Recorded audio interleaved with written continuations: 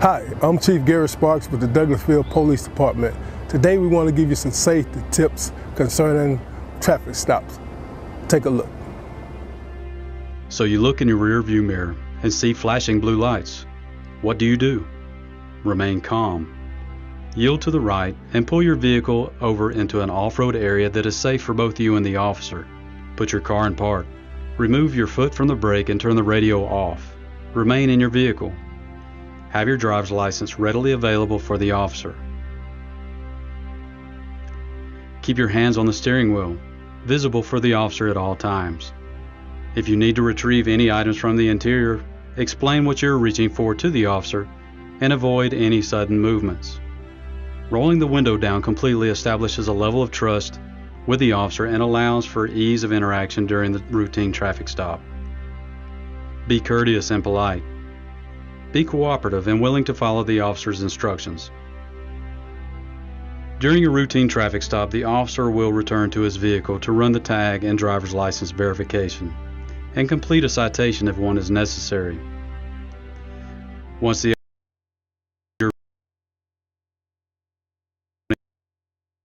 please remain calm, courteous, and cooperative. Sign the citation acknowledging you agree to appear in court, and do not dispute the citation with the officer. The officer will give you a court date to explain or defend your infraction. Okay, ma'am. Like I told you, I did clock you at 51 in a 35 mile per hour speed zone. I did issue a citation, okay? This here is going to be your court date. I just need a signature from you stating that you received a copy of this citation, okay? Yes, sir.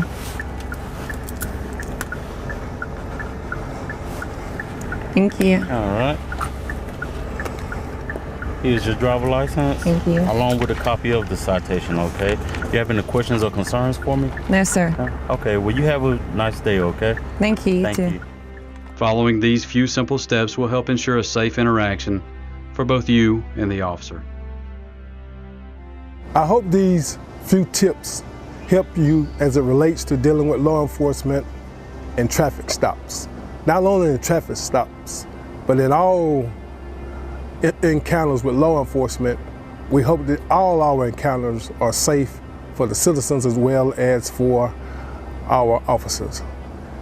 Again, we want you to be safe, and if you have any problems with the Douglasville Police Department, don't hesitate to give us a call and make your concerns known. I would add that Georgia is a right to carry state, and we hope that if you are carrying, that on these traffic stops and all encounters, please let the officer know that you are carrying. This will ensure your safety and our officers' safety. Thank you, may God bless you, and may God keep our community safe. We are one.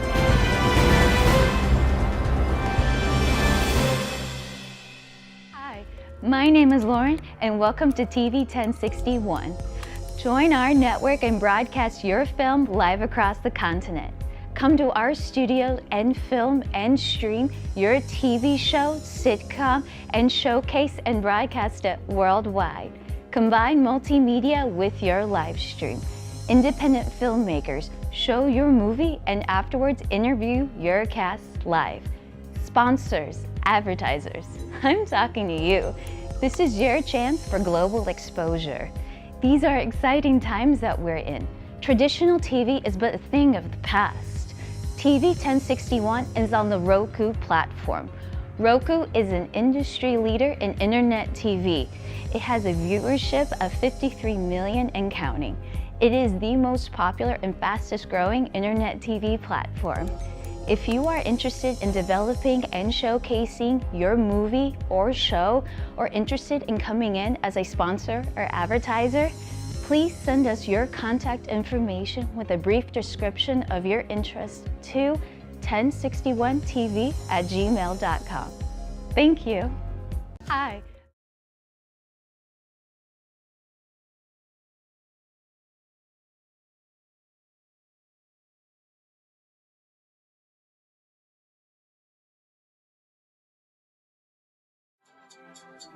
Hi, I'm your host, Mercury's Rises, and welcome to Bedroom Chronicles, the show where couples or singles go deep, cut the crap, and face the real questions that make or break relationships. The show is informative and mesmerizing. Tonight, we are putting love on the hot seat. Are they being honest with each other, or are they just saying what is safe? Let's find out if real love starts when real truth is spoken. We have call-in guests and live interviews. Whether you heal together or apart, you owe each other honesty. That's it for tonight's Bedroom Chronicles. Until the next time, don't fake the love, face the truth.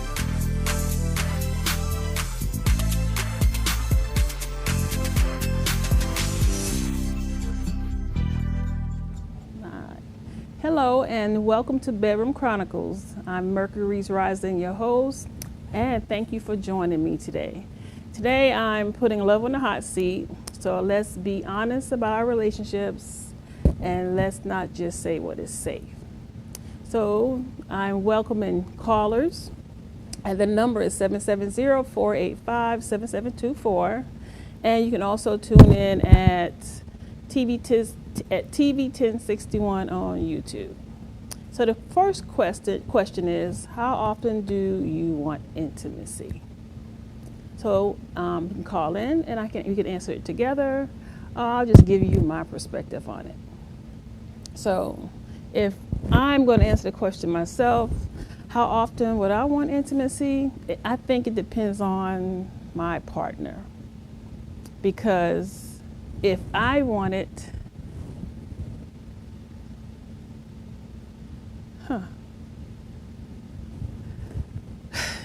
if I want intimacy, I think I will want it maybe 3 or 4 times a week. But it also depends on my partner. But it also depends on how far I'm going to take it. Like how much I want to be intimate.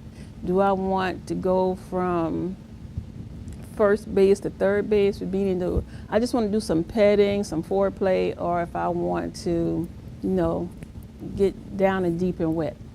So intimacy for me is not just a sexual act. It can just be like holding hands, cuddling, kissing, because I'm a kisser. I love to kiss. You can just kiss me half of the day and I'm good. And you got to touch no place else. But anyway, intimacy for other people may just be, the getting down to the deep, dirty part of doing, well, it can be clean too, of just having intercourse. And then sometime it just may be a little snack, like just a little lick or smell. And most of that's to please the man. And I can say that oral sex is good by itself. You don't even need anything else with it. So with that much, the person that just called me on my phone, called me at 770-485-7724. And we can't have a group call, I don't believe, but I saw that it was a group call. So please, 770-485-7724. Now back to the question, how often do you want intimacy? So for me, what I like to have a little taste of more than 5 days of the week would be a little oral sex. Just a little, after your hot bath, you just sit down with your towel wrapped around you and just, call them on over to come and get a little taste. But, because for me, that's like a hot toddy just before you go to sleep. Some people like to have a little drink before they go to sleep. After a hot bath, some nice cool lips will be just gravy. But anyway, I would like to have somebody else's opinion, so please call in 770-485-7724. And I dated this man once. And he said he only liked to have sex 2 to 3 times a week. Which for me, I thought that was a little, not enough. But if he's carrying a pretty big package, then 2 to 3 times a week is good enough. Which I understood later why he said 2 to 3 times a week. Because you can't deal with Well, some women can. I'll say, if you can, then deal with something, an anaconda, then you go ahead on and do it your 5 days a week or 6 or 7. But if you can't, then you can do it 2 or 3 times a week. And ladies, I want you to be mindful of this. If you have something if your man has something that's like this, but you're used to dealing with men that are like this, you're going to run into a problem. And you may not recognize or even thought about having this problem. And the problem is he's the anaconda gentleman, he's stretching you. And that elasticity is going to take a minute, if it does, even fall back to, the general regular guy size. So, and that's in width, not length. And I need to stop saying but anyway. So actually, a gentleman that I was dating at the time brought that to my attention, that he didn't want to stretch me. So I thought, like, what do he mean by stretch? And then I realized what he meant by stretch when I saw it. But I've known some ladies in the past, during my years when I was in my 20s, that they said those are the kind of men that would come at you in the dark. Guys turn the light out and you can't see what they're coming at you with. Ladies, keep the lights on, because you don't want to end up in the emergency room. And on top of that, and I would say I think maybe if you're at a certain age, it may not bounce back as quickly. So if you're in your 40s, it may not bounce back as quickly as if you was in your 20s. And an example we can use is, and I think this is worse than having a baby, because if you have a baby, everything just seems to fall right back in place after you done deliver that 6 pound, 8 pounds, 10 pounds baby. But I think the difference is that's coming out. But when you have something that's like the size of a newborn going in, that's a big difference. So tearing going in and tearing coming out is definitely 2 different things. So you might want to think about that and make the appropriate adjustments for that. So with that thought in mind, how often do you want to be intimate with your partner? Depends on a lot of other factors. And some people really don't think about those other factors. They just go on and do the job. So if you have any questions on how often you want to be intimate with your partner, please call in. So I'll move to the next question. Do you trust your partner around the opposite sex or even the same sex? And I've asked a couple of my partners this question. So even recently I asked an ex. So I noticed that I can trust I'll go to talk about exes. I can trust my ex on when it comes to women in our presence. They're right there in the room with us. I can trust them. But if he steps out of the room, and then maybe 1 or 2 female followers, or 1 or 2 females step out of the room and then he follows, then I know it's just something that goes off that says something isn't setting right. So that more than likely is that he's up to something and not that she's up to something. Or it could be both. You never know these days. Now, I can recall going to a party, a holiday party at that, and my date was taking business cards. So I don't know if he knew that I pay attention, but I pay attention to everything. So why would you take business cards to a holiday party? And then I noticed, I said, he's not drinking much, but he sure is making a lot of trips to the bathroom, well, the restroom. So I just took some notes and jotted down. I never said anything to him about it. But men, if you going out with your woman on a date, your wife, your girlfriend, your whatever type of relationship you're in, and you have a understanding that you're supposed to be in a committed relationship, then that's not something that you should do, because she is going to pay attention to it, and that's going to put a little damper in how she perceives you as a partner. And it may bring up problems, and it may not. She may say something and she may not. She may just watch to see how much of that type of activity that you actually do, which that's going to be a red flag for her to watch to see what else you may be doing when you think you're actually getting away with it and you're not.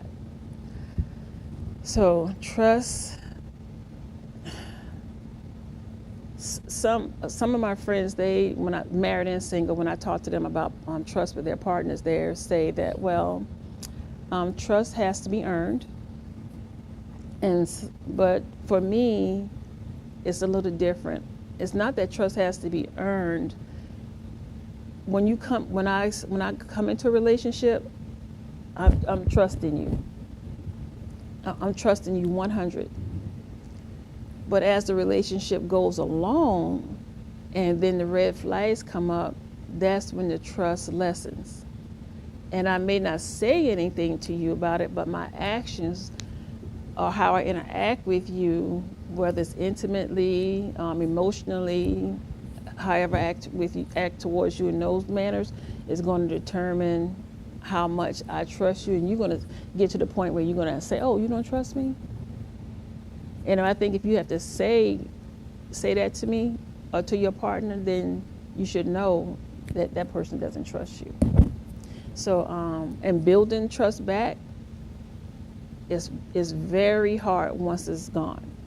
So that's one thing that I recommend that partners have a conversation about, because you need to know if your partner is feeling that she trusts you or that you are trustworthy. So, and there may be things that you're doing that don't have anything to do with trust, but she may think that they do. Like you not sneaking, but you making 10 bathroom trips or restroom trips when you haven't had anything to drink, and you're not on a blood pressure pill. So those kind of things.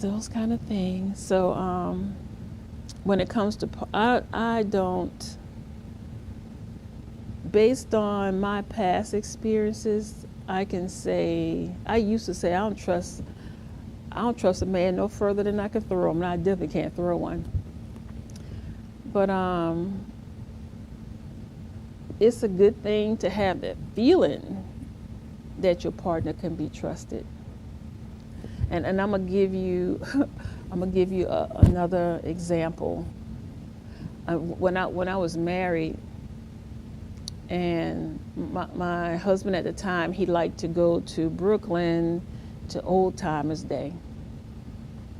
So, we have a caller. Let's see who that is. Welcome to Bedroom Chronicles. Mercury Rising speaking. How can I help you? Hello? Hello?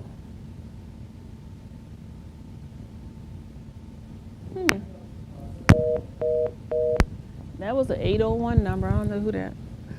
Didn't recognize it. But please call back, 770-485-7724. Okay. So I was telling this story. My ex-husband goes to Old Timers every year. To this day, he still goes every year. In Brooklyn, the park where they hang out with their friends and stuff from the neighborhood from when he was a little boy. But anyway, he went and he stayed for about a week. Then he came back home, and when he came back home, he was kind of nervous and shaky. And then he changed. He canceled every social media account that he had. So that was very questionable for me, a big red flag for me. So then I did ask him about it. He said, "Oh, it's nothing. I just don't think I should be on social media." I was like, "You acting like you running from somebody. You don't want somebody to track you down." And to this day, whenever if we having a conversation, and he said, "Oh, I'm going to New York. I'm going," I said, "Oh, make sure you don't run into that same person you was running from the last time when you went to Brooklyn for Old Timers Day." And he just laughed it off. But anyway, I knew something went on, something happened. I could feel it in my bones. So that was one of the red flags. That was a big trust thing for me. Don't go somewhere and then you come back and you erasing your history from social media, everything, and never went back on social media to this day. So big red flag. Yeah, you still go to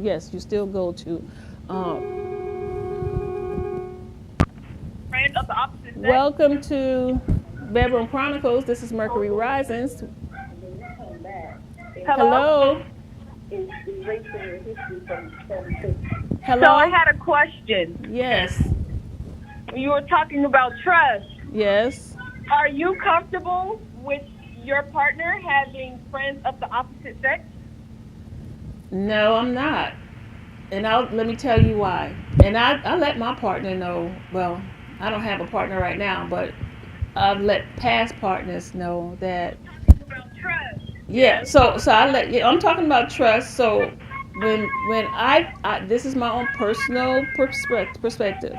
If a man has a lot of female friends, or a man is in a group of he ain't going out with the guys, he going out with the girls. Why is that? So I knew this particular man, he had a group of women, and I told him, I said, from my past experience and from what I've learned from men, not just women, from men, that, and actually an old man told me this, it was my ex-fiance's father. He was like 75, 76, something like that. And he told me this when I was in my 30s. He said, if a man got a woman at home and he still needs to be in the company of other women and have other women calling him and texting him, those are considered pussy in the jar on the shelf. Meaning that anytime it's not working at home or he wants something different, he can go pull one of them jars down off the shelf. Like you remember, I don't know if you remember, but if you can recall, your grandmother, your great-grandmother used to put preserves like fruits and vegetables in jars and sit it on the shelf until a day when they might need it. So that's why he called it, you got pussy in a jar sitting on the shelf, just waiting for that moment. So he said he going out 6, 7, 9, 10 women in a group, and then you still got them women calling you, but you got your woman at home. Why? So no, I don't trust my partner around in that type of circle with women. And I totally agree with you. Right. I wouldn't trust my partner around women, whether they were genuine friends or not, because you never really know what the woman is thinking. She's like, oh, she's probably thinking, oh, they're having trouble at home. She thinks she can just come in and swoop them up. And on top of that, since you talk about intentions, some of your friends, they blindly want your man anyway. Mm-hmm. And some of them are frank enough to let you know that, okay, well, I think Billy is talking to Betty a little too much. Have you noticed how Billy is always up in Betty's face? No, I haven't noticed, but I understand and see that you noticing. Why are you noticing what my man doing with his friends? Mm-hmm. Why you have more interest in what my man is doing with somebody else till you feel the point that you got to come back and tell me. But I've also had some friends say, well, you know, I knew something was going on, but I didn't want to tell you because I didn't think it was none of my business. So trust is a big thing in relationship. It is.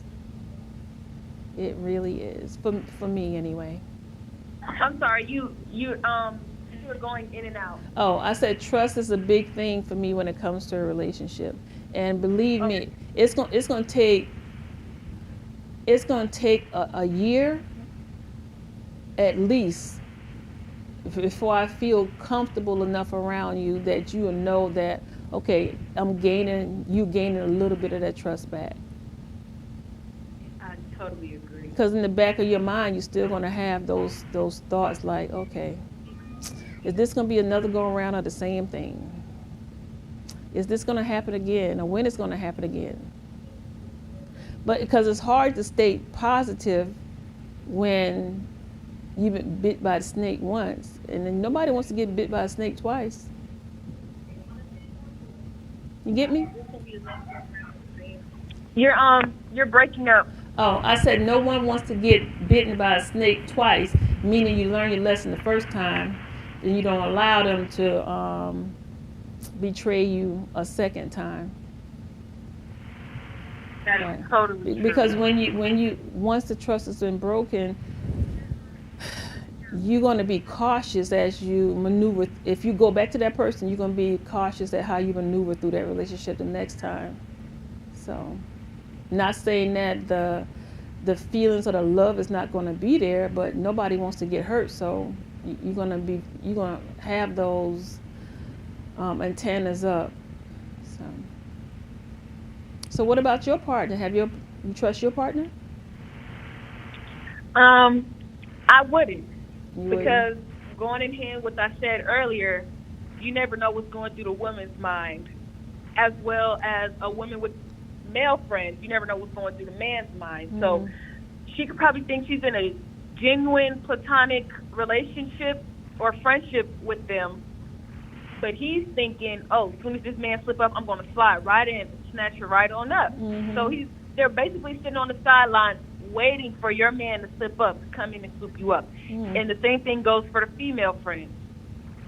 Yeah, I can agree with you on that. So no, I wouldn't trust my man with friendships of the opposite sex. Well, what about the same sex? I mean, I still wouldn't trust it because, a lot of men, they don't have a mind of their own, and they do allow their male friends to get into their head about certain things in their relationships. Okay. And they can have bad influences. Right.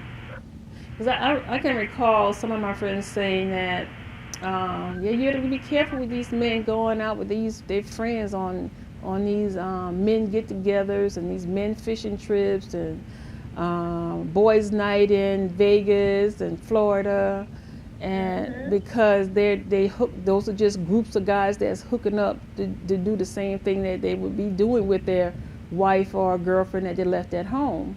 But my thing is, if you're going to be doing that kind of stuff before the safety of your partner, you just need to let her know that, okay, basically I'm bisexual. Nothing wrong with being bisexual if you're bisexual. Just let your partner know that you're bisexual. But then some men want to say, oh, I'm not bisexual, I'm not gay because I'm not the one that's doing the pounding. But yeah, you still in the mix of it. So yes, you are. You bisexual or you gay. But to each his own. Just let your partner know so they know how to protect themselves. So. Well, I appreciate you giving me your take on that. Well, thank you for calling in. Please call back. What's your name? My name is Amber Johnson. Okay, Amber. Well, Amber, continue to watch and look forward to hearing from you again. I will. Thank you. You're welcome. Bye-bye. Well, thank you, Amber. That was a nice take on that. Amber sounded a little like she might be in her 20s or her 30s from the tone of her voice, so that was a good take. Okay, next question. Have you ever faked an orgasm? And I guess since I'm the host and I don't have a co-host today, I will have to answer that question myself from my own personal experience. No, I've never faked an orgasm. I can say it took me like 32 years before I had one, but I never faked one. Now, that response alone deserves a phone call, 770-485-7724. So, 32, I was 32 when I had my first orgasm, but I already had 3 kids. And now, sex to me was good, but it was that old-timey type sex, you know, nothing fancy, no flipping and flopping, none of that kind of stuff. And I don't know why it went that way, but it just didn't. My partners at the time just didn't explore like men do today. So being 32 with 3 kids and not having an orgasm was very interesting. So then when I moved to Atlanta, I met different people, different men and women, especially the women that I work with. We had these conversations about orgasm, and the women that I talked to, they were married. And we would get around the nursery station and we would talk about, okay, what are we gonna teach each other today? So we decided to talk about orgasm. And the orgasm they were describing to me, the feeling that you go through, okay, I'll hold that thought right there. Welcome to Bedroom Chronicles. This is Mercury Rises. What's your question? Hi, I'm calling about your recent question. Which question would that be, ma'am? So, your question was, have you ever faked the orgasm, right? Right. So, I wanted to put my input on there. So, I have had my fair share of men, right? Okay.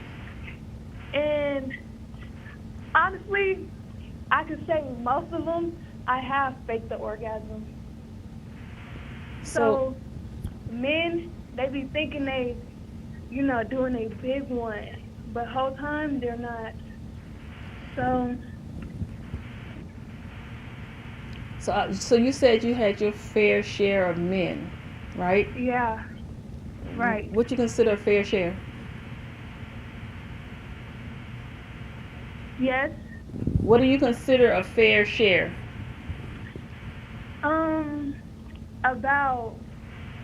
About 15. 15? Okay. Yeah, about 15. And I could say for about 7 of them, really, I can only say about 3 of them actually knew what they were doing. So and the rest of them, I just had to improvise. So, and you didn't think that they could tell that you was faking? I would say I'm a good actress, so I don't really think they knew, because some of them, they just in their own world, doing their own little thing. So they really can't even tell. I think there's some truth in that, what you just said about they're in their own world, and because I'm going to say this, but I kind of hate to say this. I think that they just, and it's not all men, just some men, just want a warm body. You get me?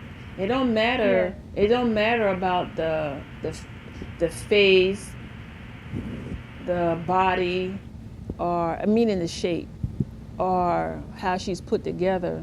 Now, some men say, "Oh, I'm a visual man," but you a visual man, and you go out there and I'm saying this because when I was watching something online last night, and this lady said, "Oh, she was a street woman, and she said he still wanted me, and he said the smell was so bad, so he just put on 2 condoms. How can you do that? How? He wasn't a homeless man. He was going home to somebody. But you just gonna pick up somebody on the street and they smell bad, and you just gonna use 2 condoms, think that's gonna help you? Some of those condoms are permeable, meaning that they breathe and stuff and still get through it. So those men that say that they're visual, no. You just want a warm spot. That's it. So I understand that they'd be, like you said, they just be somewhere else in their head. And then you do have, but now, that's like I said, that's not all men. That's just some, probably a low percentage, because a lot of men do care about how their women look and smell, and that they're clean. So, but faking a, are you still there? Yes. But faking an orgasm, I don't think we should. I think we should stop doing that, because there are a lot of other things out there that can help us to have that orgasm with our man. You know that, right? Are you aware of that? I feel like men are only worried about themselves when they're having intercourse. So as long as they get their little rocks off, then they're okay. Wow. Well, I have. I understand you saying that. What's your name? My name is Amaya Reed. Zamaya. Maya. Amaya. Okay, Amaya. Thank you for calling, but I can agree with you partially on that, and I think that's probably something that can be considered, that might be an age gap for that, because men that's in their 20s and maybe early 30s would probably behave like that. But if you have an older man, an older man is usually, and I keep going back to what older men told me. They said you ain't had a man till you had an older man, because older men have patience, and they already know what a woman wants or needs when it comes to the bedroom, and a lot of them know how to deliver it, because they're gonna take their time and they're gonna be patient. So if you are talking about a young man that's in his, say, 20 to 30, then yes, I can understand that, because there's so many beautiful younger women. Not that they're not beautiful older women, but there's so many beautiful younger women, and they have such a larger variety of women that they can interact with sexually, that yeah, they may not take their time, because they're ready to move on to the next one probably for the same day. You get me? Yeah, I get you. Okay. Thank So you. you're welcome. Thank you for calling. You're welcome. All right. So thank you, Amaya. Have you ever faked an orgasm? Yeah, I think that age does play a great difference when it comes to faking orgasm. Because believe me, an older woman, she ain't gonna tolerate that. Not at all. She gonna tell you exactly what she wants you to do and how she wants you to do it. Because I remember last week when the gentleman called in, he said basically older women didn't want to change their ways, which I told him that just because I'm in that category, you just need to have that conversation. And she may just change her ways or make an adjustment. So the next question is, are you still sexually attracted to your ex? Sexually attracted to your ex. Well, I think I had a few exes. I'm sexually attracted to my exes. Maybe two sexually attracted. And maybe one really sexually attracted to, and one a little bit. So I'll say one might be 50 and one might be 90. And that's only because of the way that it's not just the sex, it's the attention that the ex put into the sex. So, I mean, even what he does that comes before the sex, like setting the mood or running that bath water, those things are type of things that are what actually attract me to my ex. And if I went to my ex house and he still has everything that I use to take my bath with in a new bag in his cabinet, and I haven't seen him in a year. Yep. I was like, oh, so you're just waiting for me to come back, huh? Isn't that so cute? He's just waiting. But anyway, no, that's not true. I wish it was, but it's not. But anyway, are you still sexually attracted to your ex? I remember a time being sexually attracted to my ex. I remember maybe being with somebody that's new, and the new person wasn't sexually up to par like my ex was. So then I would be intimate with the new partner while I'm thinking about the ex-partner. Or I'll be imagining the ex-partner is helping the new partner, which is amazing, give you amazing results. So try it. The mind is such a powerful thing. And the imagination, at least my imagination. But anyway, are you still sexually attracted to your ex? Please call in. Let's discuss this. 770-485-7724, because we are supposed to be honest about our relationships, and we're not supposed to just say what is safe. So call me. But back to the question, I guess I'm going to have to answer it myself. Oh, it's time for a break. But you still can call back. Return shortly. We brought out our grill and our smoker so we can come out and help cook for this community. And Sheriff Pounds himself has come out and helped cook with us, and he's here to cook and help these folks today. Good afternoon, ladies and gentlemen. This is one of the programs that I call taking my community back. If you don't get out there and get involved in your community, you ain't gonna be able to get it back. And the sad part about it, we losing our young men at such a pace that it's unreal. We got to come up with something that will help us with these children.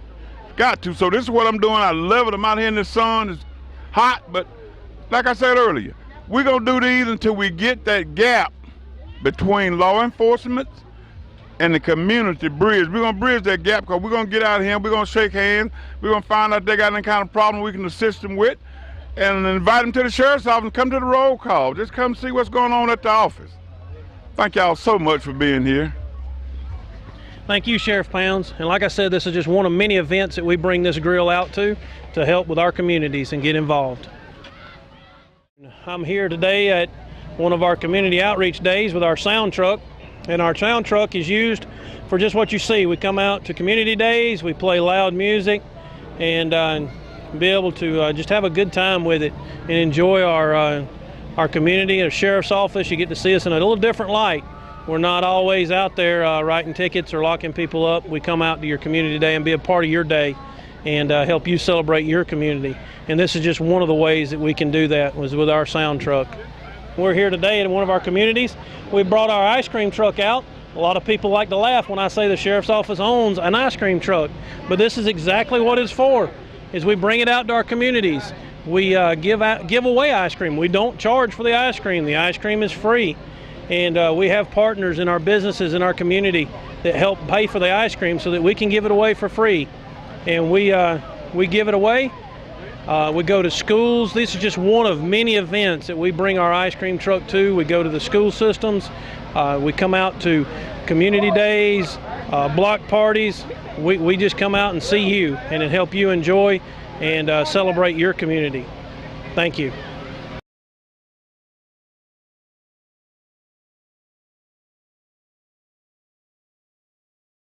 My name is Lauren, and welcome to TV 1061. Join our network and broadcast your film live across the continent. Come to our studio and film and stream your TV show, sitcom, and showcase and broadcast it worldwide. Combine multimedia with your live stream.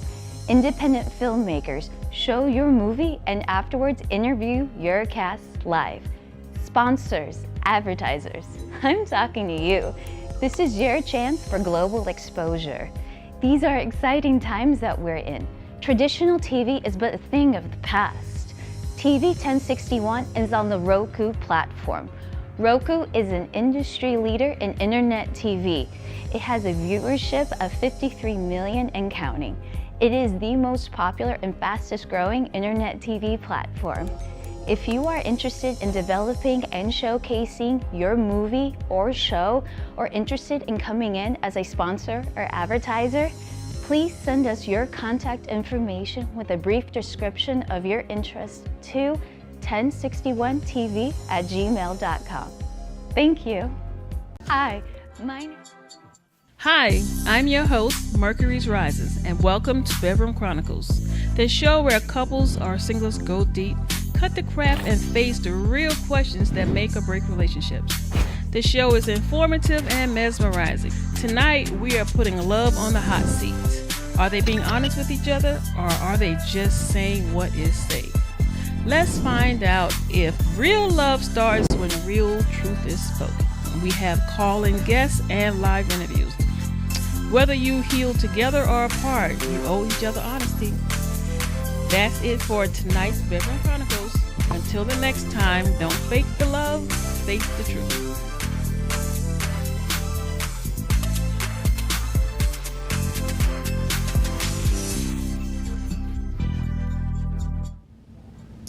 Welcome back to Bedroom Chronicles. I'm Mercury Risings, your host today, and I'm putting love on the hot seat. So let's be honest about our relationships. Let's not just say what we feel is safe. And if you'd like to call in, the number is 770-485-7724. Or you can also tune in on YouTube, TV 1061. So we had a few questions that I've asked earlier in the show. First one was, how often do you want intimacy? And a couple of people called in on that one. And the second one is, okay, with the first one, basically I was saying that it depends on both partners how often you may want to be intimate with each other, and that intimacy is not just a sexual encounter. But it can be, but it don't have to be. Or it can just be partly a sexual encounter. You might just have some oral, or you might just have a quickie. So the second question is, do you trust your partner around the opposite sex or the same sex? Which a couple of people called in on that one. And it was kind of mixed on whether they trust them with a female or trust them with a male. And basically it was no, I don't trust them with either one. I trust you no further than I can throw you, or no further than my eyes can see you, because everybody these days want to be slick, young and old.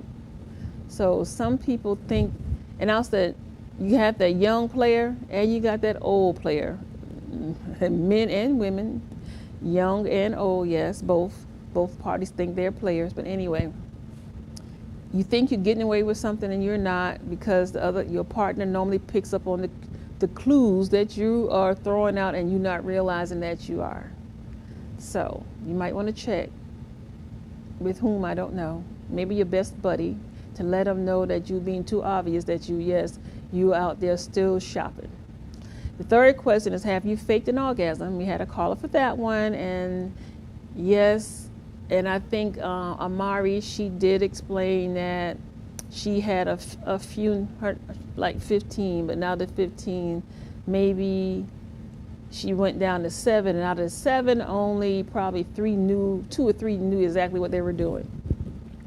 But I did explain to her, as a man matures, and an older man, because they have more patience, and they already know, because they already experienced what a woman wants and needs.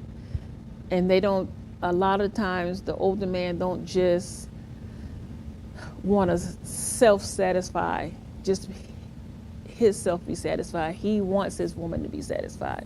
And most of the time he wants his woman to be satisfied before he is. Or it's an equal thing. We're going to do this together. We're going to climax together. We're going to scream out, oh, Jesus, together. So anyway, Amari, I appreciate you asking those questions and sharing that. Those the men that you found to be lacking in the bedroom, they had their mind basically on one thing, and what it was, you didn't know, so you had to fake it. But they thought they was doing it, and they weren't. And the next question was, are you still sexually attracted to your ex, which is where we stopped at before we went to a commercial. So are you still sexually attracted to your ex? And I said, well, I probably am still sexually attracted to exes, but one more so than the other. And one was because of the way he prepares for the sexual encounter.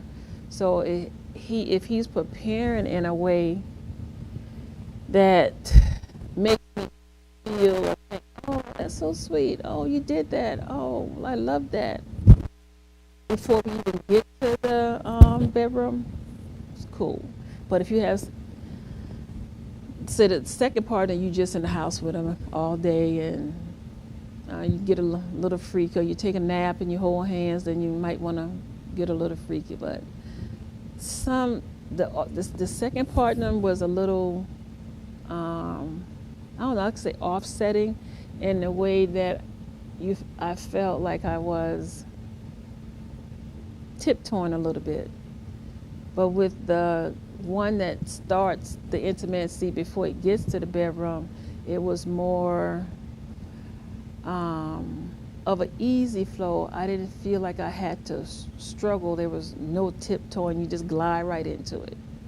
And and it might be that I was more comfortable with one ex than I was with the other ex. So ex A and ex B. So I was more comfortable with ex A than I was with ex B. And this is doing the relationship, because I haven't had an encounter with ex B after it was over with. But so and I'll give this example because I talk about it all the time. From the beginning, from the Bedroom Chronicles started to now, and I'll talk about my ex-husband, which he definitely is an amazing friend. And I tell my friend, you're a better friend than you are his husband. But he still do the same things that he did. And I say that because he still does the same things that he did as a husband. He still do those as a friend. So he didn't change from that. And I guess that's the good thing. So because he knows what I like, so he makes sure he has it, or he knows what I like, he makes sure that he does it. So sitting right there. If anybody want to call, 770-485-7724 and add to being sexually attracted to your ex. Are you still sexually attracted to your ex? Then please call in. And I'm going to add this as well, because I knew a few men that were only called their exes for, so you've been with somebody in 2015, you break up. You may have even gotten married and got a divorce. And then you had another couple of relationships in between that marriage and that divorce. So now you calling this ex from 2015 to come back. So you keep a revolving door just for your exes. So I have seen some of that on one side. Then I've also seen men that when they cut it off completely. No phone calls, no texting, no nothing, dry, nothing.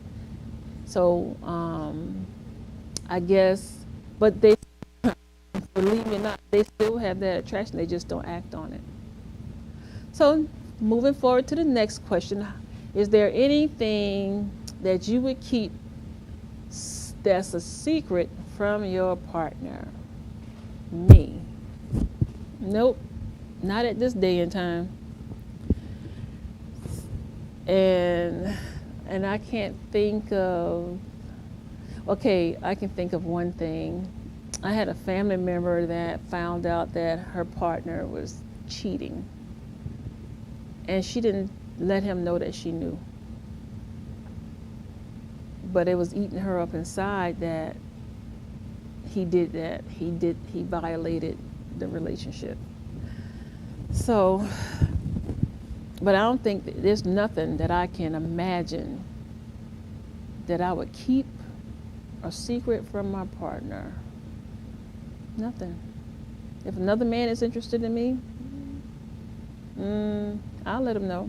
If one of his friends approach me, I'll let him know. And that's now. 20 or 30, probably not.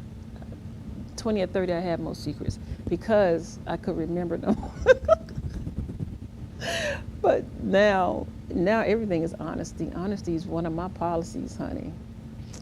You have to be honest. If you can't be honest, nothing else is gonna fall in place. And we did touch on that last week.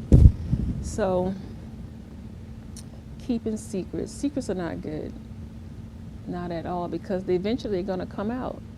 And I know your grandmother, your great-grandmother have told you everything eventually comes to the light, whether you want it or not. You don't even have to be in a relationship with that person anymore, and the truth's going to come out and get to you. Somebody's going to deliver it. So you might as well just be open and honest. Let the ball roll where it may. So next question, do you think you love them more than they love you? I'm going to use my examples of XA and XB. So XA, I believe in my heart that XA loved me more than I love him. And then XB, at a point in time, I loved him more than he loved me. But I'm also going to say that for XB,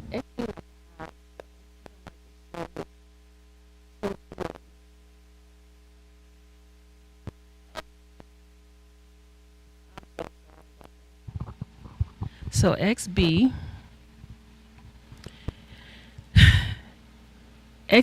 is a runner. So a runner is okay. In some relationships, you have to have in all relationships, you have a runner and a chaser. So XB likes to be chased because that's the type of women he used to. And he's the type of man that he carries himself where, okay, the women think he got it going on from A to Z. And so does he. But for one or two women, they may not think that he has it going on from A to Z, but they let him still have that perception. They're not dampening it any. So he's gonna show in a different way that he loves you, but XA is just gonna go. I mean, this man gonna have it written all over his face. It's gonna be in every action, every move that he make, that he loves you. It's gonna be running over and flowing. And I do recall older women telling me that if you get married, you need to marry someone that's going to love you more than you love them. The woman needs to marry somebody that's going to love her more than she loves him. And believe me, it's a different feeling when they love you more than you love them compared to when you love them more than they love you. Because if he loves you more, you're gonna feel elevated. But if you love him more, you're gonna feel like you've been downgraded. And let me repeat that in case I didn't say it right. If he loves you more, you're gonna feel elevated. And if you love him more than he loves you, you're gonna feel downgraded. Because it's like you're going to go out of your way to do everything for him. Okay, you're going to go out of your way to do the giving, and he's doing most of the receiving, and it needs to be a balance. So he needs to, and the couple need to understand that there needs to be a balance. One person can't always give and one person can't always receive, because then it's not going to work out. When it's the woman loving the man more. And I can say that I can slide over to the other side as well, because if it's a balance on both sides, I think the relationship will last longer as a whole. And if you have any questions about that, or you'd like to expand on that, call 770-485-7724. Last question. If you could go back in time, do you think you would choose this particular relationship or your last particular relationship? Woo, that's a doozy. Let's see. If I could go back in time, my last 2 relationships, I'll say if I could go back in time and see if I could go back in time with my ex-husband, what would I do differently? Because characteristics that he had when we were married, he realized, and we talk about it. So he realized that, this hold that thought. Welcome to the Bedroom Chronicles. This is Mercury's Rising. Hi, this is Amaya Reed calling again.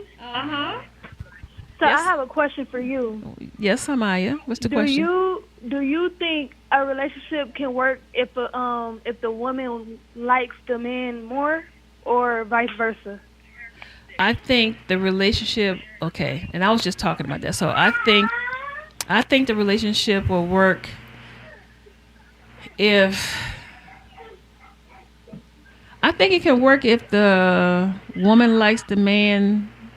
Okay, if she loves the man more than he loves her, it can work if she don't let him know how much she loves him, or she don't show him right off how much she loves him. You get me? Yeah, I get you. Okay, but I also think if you are mature enough, you should be willing to let that. And we can go back to because you called when we were talking about the trust as well. So if you trust him enough to let him know